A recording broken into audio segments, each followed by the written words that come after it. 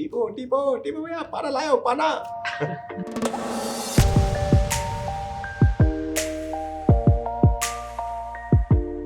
One similarity between you and your character, Shardul in Badhai Do.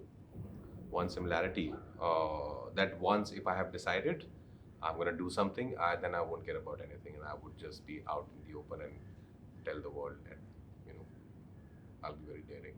Something you've learned from Alok in Ludo. कि one sided love अच्छी बात है पर इतना stupid भी नहीं होना चाहिए वन साइडेड लव के लिए that you start killing people and all.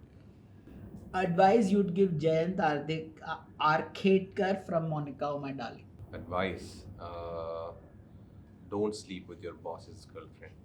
Your first impression Of Guns and Gulaabs, of your character. of my character, unpredictable. Yeah. Okay, your unique input and creation of that character for screen. This only, I think this unpredictability was there in the script, but nobody really noticed it. Then I told, I used some medical term to it, but I told Rajan DK that, you know, I think he's somebody who would just behave differently in 5 minutes cap. He might be saying, you know, I love you so much, you're my best friend. In 5 minutes, like, who the f are you? But it will be, but yeah. Conversation with Raj and DK about Tipu. A lot of conversations, and they're dear friends, so they know, and also there's a lot of trust there in that relationship as an actor-director as well. So for me, it was like they gave me the script, we spoke about it for a while, and then they're like, let's just do it, let's try, let's see what happens. During the preparation, what inspired you? The story, the opportunity to work with Rajan DK, and the beautiful weather of Dehradun. One defining moment of the character. I think when his friend gets killed. Most challenging aspect of working on the character. How to make it different from whatever I've done earlier in that space, because I've done a lot of, you know, small town characters and then also a lot of light-hearted comedy films. How to make it different from that. Yeah. And finally, the audience interpretation or response. Great, I think people loved it. Got Like, lot do you of remember love. a particular incident or something where, you know, some... Yeah, I think at that time when it just got released for next, I would say 2-3 weeks, where I would go out for events and all, people would say, Tipo, yeah, para layo, pana. You've been in the OTT space, and right now all the lines are blurring. OTT, cinema. There's no real, I mean, the grammar scene, right?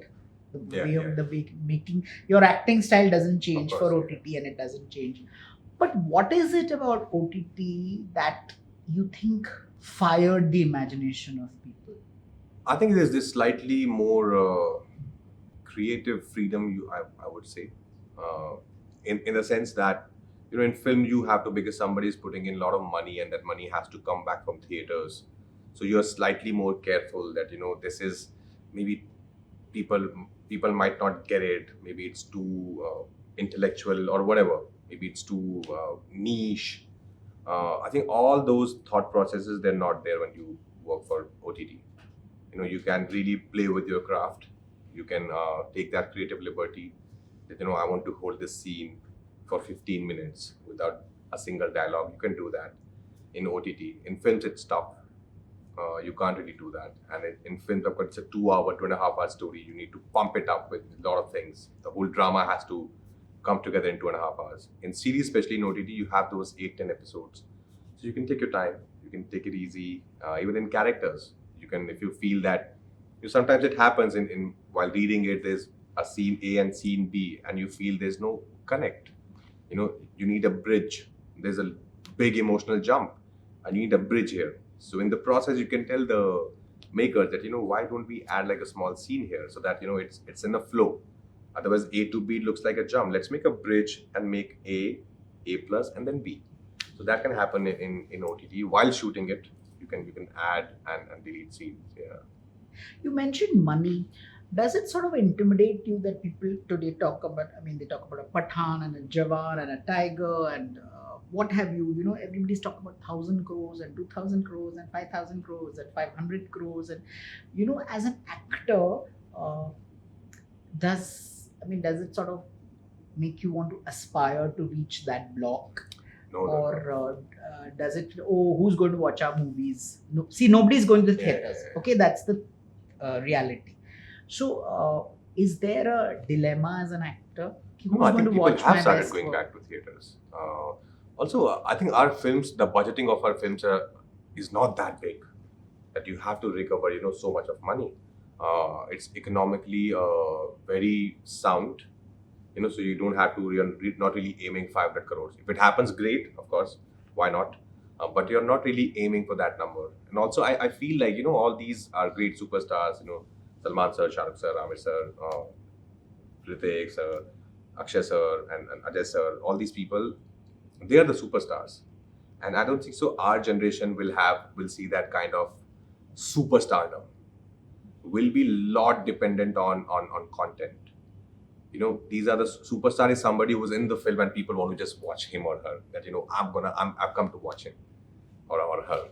But our generation, I think, is a lot of it will depend on the content. You just can't be in a film, but if it's not a good film, people might not like it because people want to see you doing content also.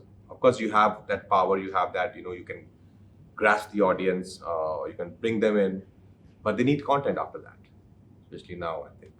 What do you yourself aspire as an actor? Anybody seeing your body of work would say, okay, 4 filmfares, 5 filmfares, national award. Look at the work that you've done. But personally, are there any milestones that you wish to achieve? Uh, Not really. I think the only milestone would be like how I did Shri and Mahi, and I saw these films, and I feel very happy that I'm a part of these stories. And in between, if every 2 years somebody gives me a character which would scare me, like I don't know how would this happen. Like when I did Shri, as I said, is a visually impaired boy, and my whole plan was how to make it different because we are conditioned when we think about a blind person on screen. We know how would that person be, right? I want to break that. I want to make it very unconventional. I want to play a blind guy that you have not seen before. That oh, this kind of blind guy I've not seen before. So I think that challenge, I'm only aiming for those challenging parts. Like, it doesn't occur to you that, oh wow, Nasir sir did it in Sparsh, Yeah, or yeah. Al Pacino did it in Center for Yeah, Women. yeah, yeah. It doesn't.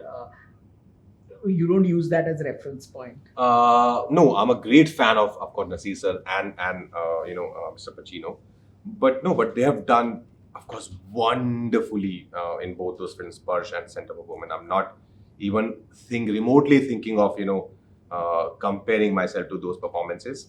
But my only point was how to make it different.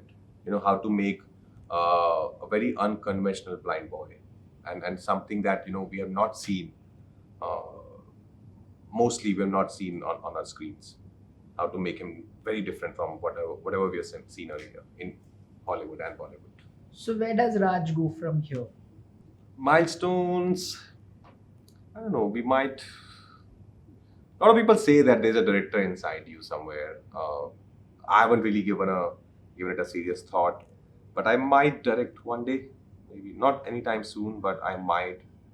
Um, and I have a lot of stories in my mind. I can't write. I don't have the patience to sit and write physically, but I have a lot of ideas and stories, which I keep jamming with my writer friends and my team and how to develop it. So maybe that would also happen here. So here's to more delicious performances and wonderful stories and storytelling. Yes. Thank you so Thank much you, for being Jay. in conversation. Thank you so much. Thank you. We end this lovely conversation with Rajkummar Rao. I hope to see him at the 4th edition of the Filmfare OTT Awards. Stay tuned.